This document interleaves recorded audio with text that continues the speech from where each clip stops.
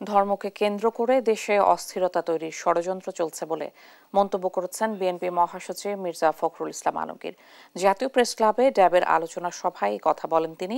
অন্তর্বর্তী সরকারের ৩ মাসও হয়নি, এরই মধ্যে এত দাবি উঠছে কেন, এ নিয়ে প্রশ্ন তোলেন ফখরুল। এ সময় সবাইকে সতর্ক থেকে যে কোনো ধরনের চ্যালেঞ্জ মোকাবেলায় প্রস্তুত থাকার আহ্বানও জানান তিনি। আপনি চিন্তা করতে পারেন ধর্মকে কেন্দ্র করে কি উন্মাদনা শুরু হয়েছে বাংলাদেশে। আপনি চিন্তা করতে পারেন যে মুক্ত স্বাধীন মিডিয়ার জন্য, প্রেসের জন্য, সংবাদ মাধ্যমের জন্য আমরা এতদিন লড়াই করলাম, তার অফিস পুড়িয়ে দিচ্ছে।